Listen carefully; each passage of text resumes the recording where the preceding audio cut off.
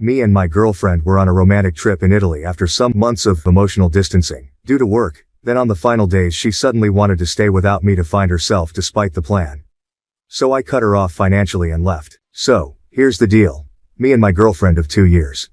Before the whirlwind of my current job kicked in, life with Jay, that's my girlfriend, was pretty much like something out of a feel-good movie. We met at a friend's barbecue and clicked instantly. She had this easy laugh and a way of seeing the funny side of everything, which made every day a bit brighter. We spent countless evenings just walking through the park, cooking together, or binge-watching series. We were that couple always holding hands, always planning the next fun thing. Back then, my work was steady, predictable 9 to 5 hours, so I always had ample time for us. But as things picked up at work, with me stepping into a more demanding role, our dynamics began to shift. It was subtle at first, missing a dinner date here, canceling plans there. I told myself that it was just a busy phase, that I'd regain control of my schedule. Jay was understanding too, always saying she got it, that work was important.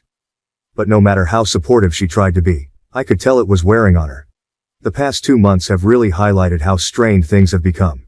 My new normal means more late nights, unexpected weekend calls, and constant emailing from home. We see less of each other, and when we do, the exhaustion and stress are palpable. What used to be our downtime has turned into brief, often silent meals, with both of us glued to our phones. The intimacy that came so easily now feels like something we have to schedule, like another task on my to-do list. These changes have brewed undercurrents of resentment. Jay, once so laid back and jovial, now snaps over minor things like forgetting to buy milk or leaving a wet towel on the bed. We argue over these trivialities, but there's always an unspoken heavier air about time, about neglect. We haven't had a big blowout, nothing that dramatic, but there's this constant, nagging feeling of drifting apart, like we're slowly losing grip on what made us us. Recognizing the toll my new job was taking on Jay and me, I knew something had to give. I could see the strain in her eyes, the way her smile didn't quite reach as far as it used to. It was like watching the color fade from a vibrant painting.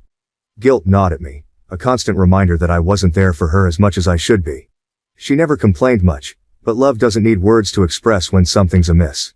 I decided to plan a vacation, something grand, a gesture to show Jay just how much she meant to me and to perhaps salvage what was becoming of our once effortless connection. Italy seemed like the perfect escape, with its romantic landscapes, rich history, and the promise of delicious food. It was somewhere Jay had mentioned wanting to visit back in our easier days. I imagined us wandering through the streets of Rome, riding a gondola in Venice, and sipping wine under the Tuscan sun, reclaiming the magic that we'd lost to routine and tired, late-night apologies. I handled all the arrangements secretly, booking our flights and picking out the coziest hotels, aiming for a seamless, stress-free experience. When I finally told Jay about the trip, the surprise ignited a spark in her that I hadn't seen in months. The essence of Italy seeped into every moment of our trip, and it seemed each day offered a new adventure, a fresh opportunity to bridge the gap that had formed between us. One evening in Venice stands out vividly in my memory. We had booked a small boat to take us through the winding canals at dusk. The setting sun cast a warm golden glow over the ancient buildings, and the water mirrored the sky, turning our surroundings into a canvas of oranges and pinks. The boatman maneuvered us expertly under low bridges and alongside colorful, slightly tilting buildings. Jay and I sat close, our hands intertwined, the sounds of distant chatter and the gentle splash of water against the boat filling the air. There was a peace in that moment, a quiet contentment that I hadn't felt in months. She rested her head on my shoulder, and it felt like we were the only two people in the world. Another highlight was our romantic dinner in a quaint little restaurant in Rome. Tucked away in a narrow alley lined with ivy-covered walls, the restaurant was Jay's find, a place she had read about in one of her travel blogs. We dined outside under a string of small lights, the atmosphere buzzing with the soft murmur of other diners and the clink of glasses. We indulged in a meal of fresh pasta, drizzled with a truffle sauce that was nothing short of divine, paired with a bottle of local red wine recommended by our waiter. Jay's eyes sparkled under the fairy lights as we talked about plans for the future, about places we still wanted to see, and about starting fresh when we got back home. For a few hours, it felt like we had recaptured the magic of our early days together, laughing and sharing stories with an ease that I had sorely missed. These moments, so full of promise and rediscovery, made the sudden shift on our last day all the more jarring. As we stood on that cliff in Naples, with the vast blue sea stretching out before us, I couldn't help but feel like the picturesque scene was mocking us, presenting a stark contrast to the turmoil that was unfolding between us. Someone's life can't really be like that. That's when she dropped the bombshell. Out of nowhere, Jay told me she needed more time here, in Italy, without me. She told me she wants to stay longer to find herself, and think about our relationship without me. I was stunned. There was no lead-up, no conversation about feeling constrained or unhappy. Not like this. Until that moment, I thought we were healing, getting better, finding our way back to each other. But her words made it clear she felt differently. She hadn't planned this with me, hadn't even hinted at needing more space until that instant. It felt like a betrayal, not just of the plans we'd made together, but of the progress I thought we'd been making. I felt a mix of emotions swirling inside me, anger, confusion, but mostly, a deep, unsettling sadness. Here I was, thinking we were mending our relationship, while she was apparently still questioning everything about us. The idea of leaving her there, in a foreign country, tore at me, but so did the feeling of being so unexpectedly pushed away. It was supposed to be our trip, our time to reconnect, and now it was ending with her choosing to stay behind, to continue without me. This wasn't just a small hiccup, it felt like a seismic shift in what I thought our future was going to look like. The conversation escalated quickly from her initial bombshell. Standing there, overlooking the Mediterranean, the salt air mixing with the tension between us, I struggled to keep my composure. I needed to respond, to say something, because silence would just be acceptance, an agreement to her sudden plan without any consideration of what it meant for both of us. So, as calmly as I could muster, I addressed the financial side of her decision, a decision she had made alone but one that would affect us both. Jay, I began, trying to keep my voice even. I want to support you in finding whatever it is you're looking for. But if this is something you need to do alone, then I think it's only fair you take on the financial responsibility for it too. I explained that the trip as planned was something I could prepare for, budget for, but extending it was beyond what I had anticipated. As Jay's voice grew louder against the backdrop of the cliffside, her words cut through the gentle hum of the waves below. The tension was palpable, and her accusations stung deeply. How can you just cut me off like this? Is this how you show your love? By holding money over my head? Her eyes, usually so warm and inviting, now flashed with a mixture of frustration and desperation. I tried to keep my own emotions in check, to respond without escalating the situation further. Jay, this isn't about money, I replied, my voice steady but filled with emotion. It's about us, about commitment. When you say you need to stay longer without me, it feels like there's something more, something you're not saying. The accusation stung. This wasn't about money, not really. It was about boundaries, respect for the decisions we were supposed to make together. This trip was meant to be a gesture of healing, not a gateway to a unilateral decision that left me both financially and emotionally overextended. She looked away, her eyes scanning the horizon. I could see the gears turning, her mind wrestling with the implications of her desires versus the realities of our relationship.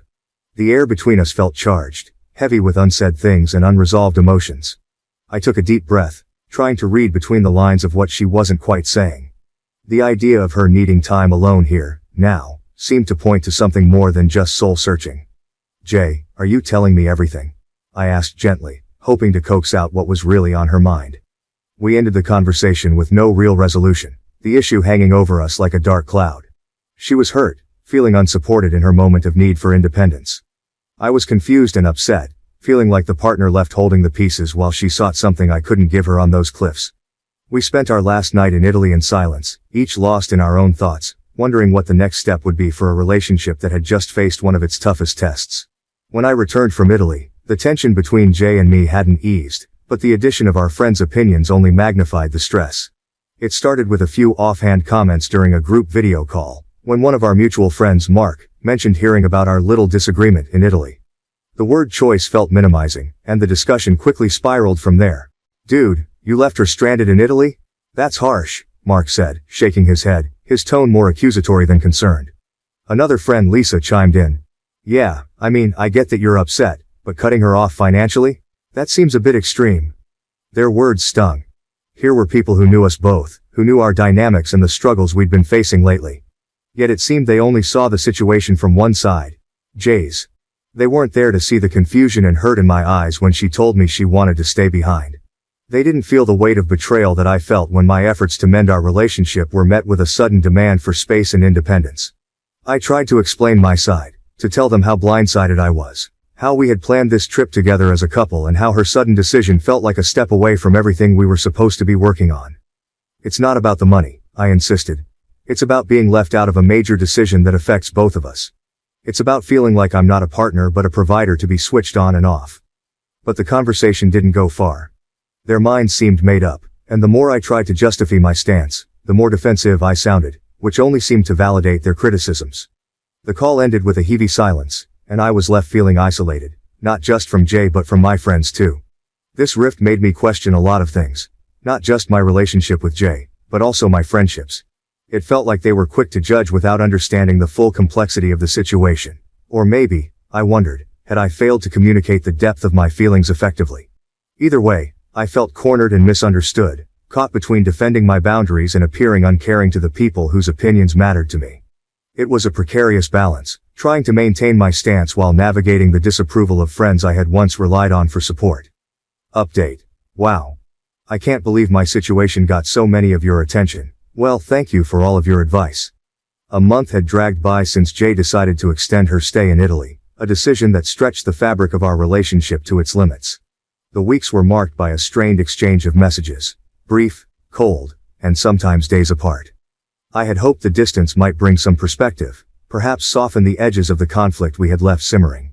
Yet, as her return approached, a knot of anxiety grew within me, tightening with each passing day. She didn't call to let me know she was coming. I simply heard the key turn in the lock of our apartment. The sound, once a signal of comfort, now struck a chord of apprehension. As she stepped inside, the air shifted, heavy with the weight of unspoken grievances and pent-up frustrations. She looked different, tired, yes, but there was also a hard set to her jaw, an armor she had donned during her time away. The door barely closed behind her before the storm broke. How could you just cut me off like that? Jay's voice was sharp, her words slicing through the tense air. Her bags dropped to the floor with a thud, mirroring the heavy drop of my heart. I had not cut her off financially without a warning. I had told her during our last painful conversation in Naples that if she chose to stay longer, she would need to do so on her own dime. But it seemed she had either misunderstood or chosen to reinterpret the facts. I didn't cut you off, I replied, trying to keep my tone level despite the rising tide of emotion. I said if you decided to stay longer, you'd need to manage without my financial support. You made that choice, not me. You left me stranded in a foreign country, she exclaimed, her face flushed with anger the moment she saw me. The accusation felt like a slap, harsh and unfounded. It was the breaking point after weeks of built-up tension and uncertainty. I didn't leave you stranded, Jay. You chose to stay. We had a return ticket already booked, I retorted, my voice rising to match hers. I felt betrayed, not just by her decision to extend her stay without discussing it with me, but now by her twisting of the facts. It was as if the careful plans I had made, meant to bring us closer, had been forgotten, discarded like an inconvenient truth. The argument spiraled quickly. Jay paced back and forth in the living room, each step seeming to echo her escalating frustration. You could have supported me, understood that I needed more time, she argued, throwing her hands up in exasperation. And you could have talked to me about it, Jay. Communication goes both ways, I shot back. The gap in our perspectives seemed insurmountable. I had envisioned our discussion as a chance to air our grievances and seek understanding, perhaps even find a way to mend the rift between us. Instead, it turned into a volley of accusations and hurt feelings. As we argued, the hurt became palpable, filling the space between us with words and silences equally heavy. The room felt smaller, as if the walls were inching closer with each passing moment of our disagreement. I could see the strain in her eyes, mirroring my own fatigue. It was draining, this dance of stubbornness and pride, and it hurt more because it was with Jay, the person I had once been so in sync with. Finally, with neither of us willing to budge, Jay grabbed her bag and keys. I can't do this right now, she said, her voice breaking a little. I need some space to think, away from here. Without another word, she left the apartment to stay with a friend. The door closed with a definitive thud, marking the physical and emotional distance now fully imposed between us. The weeks following Jay's departure from our apartment were a haze of confusion and melancholy. I tried to keep myself busy, diving into work and avoiding our mutual friends as much as possible, not ready to face the questions or the pitying looks. It was during one of these long evenings, as I was leaving the office later than usual, that I ran into Ben, a close friend who had always been more like a brother to me. Hey man, Ben greeted me, his expression uneasy as if he was wrestling with something he wasn't sure he should say. We decided to grab a coffee, finding ourselves seated across from each other in a quiet cafe that was almost closing for the night. The low buzz of the few remaining patrons gave a semblance of privacy. Ben hesitated, stirring his coffee slowly. Look, I wasn't going to say anything at first. I thought it wasn't my place, and maybe it isn't, but... He trailed off, looking up at me with a serious expression. I heard from E, she's close with one of Jay's friends, you know, that Jay's been, well, she borrowed quite a bit of money from friends and relatives back when she was in Italy. I felt a knot form in my stomach. Borrowed money. The Jay I knew was financially prudent to a fault. Ben continued. Yeah, and there's more. They said she partied a lot over there, and got pretty wild. And... He paused, the weight of his next words hanging between us. She met someone. Something happened, and now she's back here, and she's pregnant. The news hit me like a physical blow, each word a punch that knocked the wind out of me. Pregnant. My mind raced as I tried to piece together the fragments of this new, jarring reality. But Ben wasn't done. There's talk that she's planning to make a scene. To claim the kid is yours to get you to take responsibility. I was stunned into silence, the coffee in front of me growing cold. It felt surreal, like a plot from one of those overly dramatic TV shows Jay and I used to watch together and critique for being too unrealistic. But this was real, and it was happening to me. Why would she do this? I finally managed to ask, my voice a mixture of disbelief and anger. I don't know, man, Ben replied, shaking his head. Maybe she's desperate, maybe she's not thinking straight. But I thought you should know, from someone who cares about you. I thanked Ben, my mind a whirlwind of emotions as I left the cafe. The night air felt colder as I walked home, the streets empty and echoing with the footsteps of my solitary return. Betrayal, confusion, hurt, it was all there, building up a storm inside me. What was I going to do? How could I confront Jay about this? The trust we had built over years seemed to crumble in an instant, leaving me to navigate the debris of our shared past and an uncertain, possibly contentious future. The days following my conversation with Ben were a blur of sleepless nights and distracted days. The seed of doubt he had planted grew into an overwhelming tangle of suspicion and uncertainty. Was Jay really planning to betray me so profoundly? Or was this all some kind of misunderstanding? I needed answers, and I needed them before Jay could make any moves. I started with our mutual friends, casually bringing up Jay in conversations to gauge their reactions. I'd steer the topic towards our relationship, watching carefully for any sign of discomfort or evasion that might suggest they knew more than they were letting on. Despite my efforts, nothing substantial came out of these interactions. It was as if Ben's story was an echo in a void, leaving me even more isolated with my worries. Frustrated but not deterred, I decided to take a more direct approach with someone who would know the truth. Kay, one of Jay's closest friends, she has always been honest with me ever since. She wasn't one to mince words or shield her thoughts behind polite facades. If anyone would tell me the truth, it would be her. I reached out to Kay under the guise of needing advice about how to repair things with Jay, a pretext that wasn't entirely false. We met at a small cafe, one of those cozy places with a comforting buzz that makes it easier to open up. As we sat down with our coffee, the casual start quickly shifted as I probed deeper. Kay, I've heard some things, and I just want to understand what's going on with Jay, I began, my voice steady but my hands betraying me with their slight tremor. I watched Kay's face closely, her expression changing from friendly concern to a more guarded wariness. What have you heard? She asked, her tone cautious yet curious. I hesitated, then decided to lay it all out. That I might be trying to trap me, makes me believe that I'm responsible for a situation that I had no part in creating. That she might be expecting but the circumstances aren't what they seem. Kay's demeanor shifted as she continued, her eyes still fixed somewhere outside the window, perhaps finding it easier than meeting my gaze directly in such a difficult moment. And there's something else you should know, she added, turning back to look at me, her expression a mix of sympathy and resolve. After Jay realized she was pregnant, she panicked. Given everything, she didn't know how to handle it. So, she got a paternity test done, just to be sure, you know. Kay's voice was steady but her hands fidgeted with the coffee cup in front of her. The results came back, and you are not the father.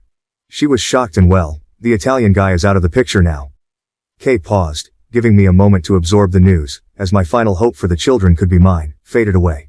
This was a lot to process. Jay had sought confirmation, had gotten it, and yet, here we were.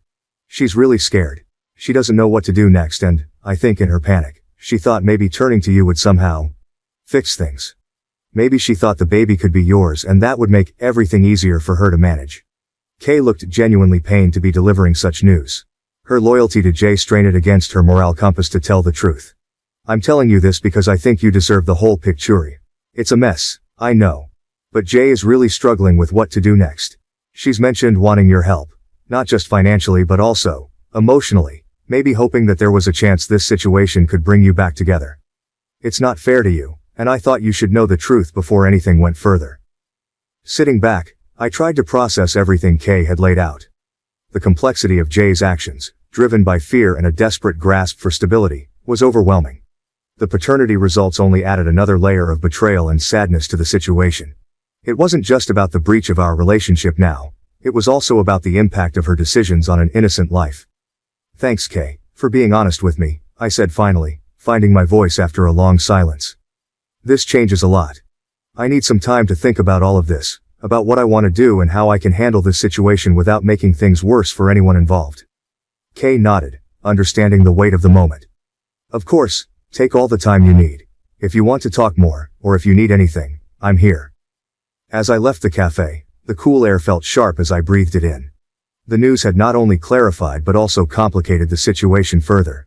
Now, more than ever, it was crucial to approach the next steps with careful thought and consideration for all parties involved, especially the unborn child caught in the middle of this turmoil. I wasn't sure what to do next. Part of me wanted to confront Jay immediately, to demand explanations and perhaps to hear her side of the story, however painful it might be. Another part of me wanted to retreat, to process the hurt and to protect myself from further pain. Every logical step I could take from here, seeking legal advice, preparing for potential disputes, distancing myself from Jay, seemed cold and clinical, far removed from the emotional chaos raging inside me. By the time I reached my apartment, the sun had set, and the early evening darkness felt fitting, mirroring the uncertainty that lay ahead. The decision of what to do next loomed large, daunting in its significance. As I turned my key in the lock, the familiar sound seemed strangely foreign, as if even my sense of home was questioning where I belonged. Inside, the quiet of my apartment was a stark contrast to the storm of thoughts in my mind. I sat down, alone with the echo of Kay's last words, stretching out before me. After 3 days of agonizing over everything, I decided it was time to face Jay. I needed clarity and closure, no matter how painful the conversation was going to be. I texted her, asking if we could meet at the little coffee shop where we'd spent countless lazy Sunday afternoons together. It felt like a neutral place, public yet intimate, appropriate for the kind of serious conversation we needed to have. She was already there when I arrived, her eyes red-rimmed, a clear sign she'd been crying. As I sat down opposite her, the air felt heavy with all the things left unsaid between us. "I know everything, Jay," I started, trying to keep my voice calm despite the turmoil inside me. "I know about the guy in Italy, the pregnancy, and your plan to make me believe I could be the father." Her face crumpled at my words. "I was so confused," she managed to say, her voice a whisper. "I thought, maybe if you thought the baby was yours, we could go back to how things were." The hurt was palpable, stinging fresh like a wound reopened. "Jay, we can't go back. Trust doesn't work that way," I replied, feeling a strange mix of anger and pity. "And I can't just overlook this. It's too big." There was a long pause, filled only by the soft murmur of other patrons, and the clink of coffee cups. Finally I took a deep breath and continued. "I've decided I'll help you clear your debts from the trip. It's the last thing I can do for you, out of whatever love and care is left." Jay started sobbing, her shoulders shaking. It was tough to watch, knowing how deeply intertwined our lives had been. "But after that, we go our separate ways," I added. "It's for the best." Helping her financially was a decision I made not just out of mercy for her but as a way to free myself too. From guilt, from the what-ifs, and from a relationship that had become too fractured to mend. As hard as it was, I knew it was the right step towards healing, towards not letting this situation keep a hold on me any longer. As I stood up to leave, the finality of the moment sunk in. Jay was a significant part of my life, but it was clear that chapter had to close. Walking out of the coffee shop, I felt a weight lift off me, a sorrowful relief, knowing that this was a necessary end for both of us to move forward. As I reflect on the journey I've shared with you all here, I want to extend a heartfelt thank you to everyone who took the time to comment and offer their support and advice. Your words have been a beacon during a tumultuous time, guiding me through moments of doubt and encouraging me when the path seemed too difficult to navigate alone. The wisdom shared in the comments was not only invaluable in helping me make informed decisions but also provided comfort in knowing that I was not alone in this struggle. Many of you shared your own stories, which reminded me that life's trials are universal, yet they also bring us together in understanding and solidarity. I am especially grateful for those who reminded me to stay true to my values and to approach this situation with integrity and compassion. Your reminders to protect my emotional well-being and seek professional advice were crucial in navigating the complexities of this situation. Thank you too for the reminders about self-care and the encouragement to look forward after difficult choices. These messages helped me maintain perspective and focus on healing. To everyone who commented, your support has made a real difference in my life during this challenging time. I am moving forward with a renewed sense of purpose and hope, buoyed by the kindness and wisdom of this community. Thank you for being a part of my journey.